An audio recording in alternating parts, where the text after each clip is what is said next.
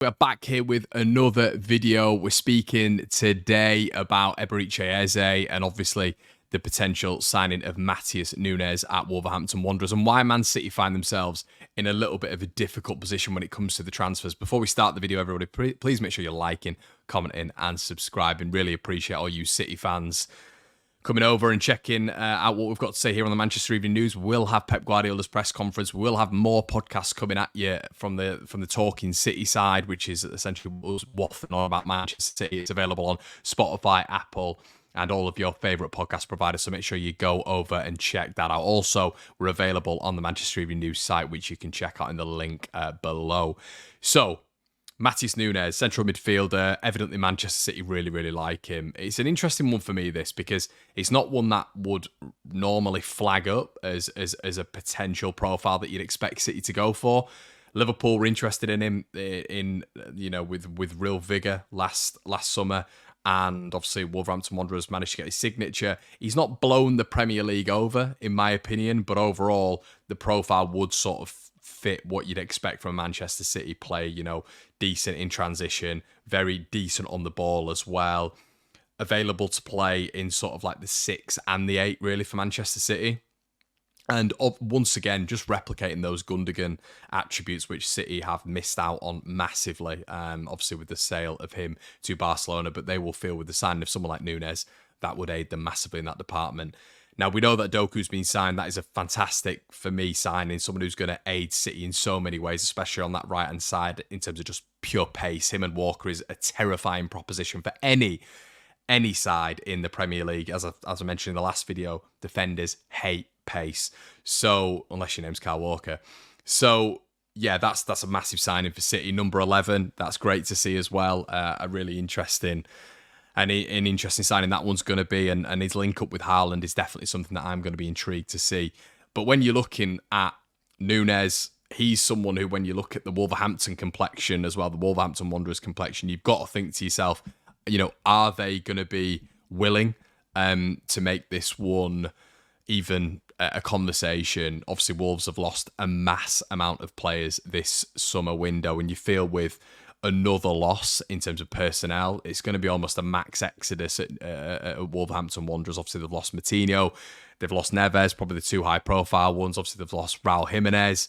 So losing out on someone again of the calibre of Matheus Nunes would be huge. And the reason I'm bringing this up is because now you're expecting Man City, if they are to go for Matheus Nunes, to pay a premium. A Man City premium, which we know they don't like paying. Obviously, they played the release clause of Jack Grealish, which had to be engaged for them to get Jack Grealish, 100 million. And a lot of people seem to think, because City have spent 100 million quid, that means that they'll do it again. No, they had to do that for Jack Grealish's release clause to be activated, as we all know.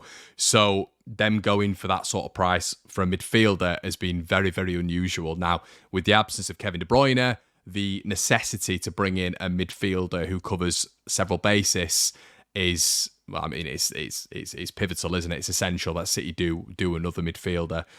So that is a problem that Man City are going to face. I think it's if Wolves are to part ways with him, it's going to be a massive transfer value. Now, the other midfielder that City have been linked to is obviously Eberechi.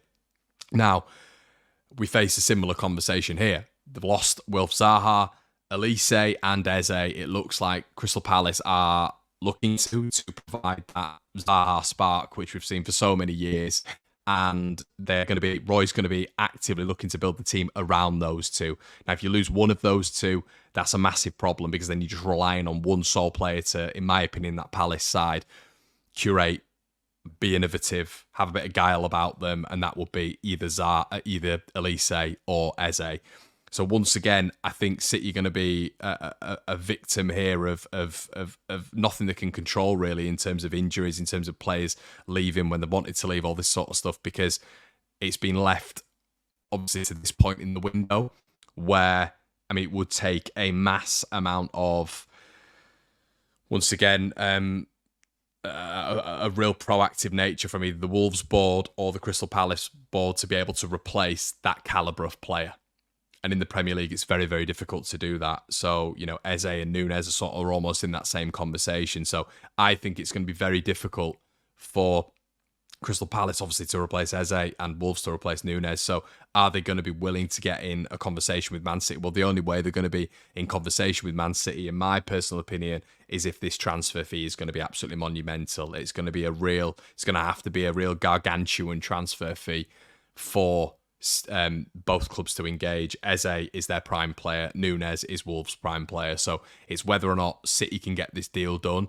And in my opinion, it's going to be a real hefty fee. And we know that, I mean, my initial comment there is if City can get this deal done, City don't like paying that sort of money. So are they going to be able to really engage with Wolves or Crystal Palace in getting either signature done? What do you guys think? I'm really fascinated. Do you think this deal will get done, or do you think City are going to be a victim of what's happened, really? You know, the Kevin De Bruyne thing's absolutely massive, obviously, when you're looking at central midfield space. Him being out for 6 months, they're going to have to do something. But the issue's always going to be the fact that Man City are going to have to pay a premium because of the state of the other squads. Guys, let us know exactly what you think. We'll have the press conference out later today. We'll have Talking City out later today, and I'll see you soon.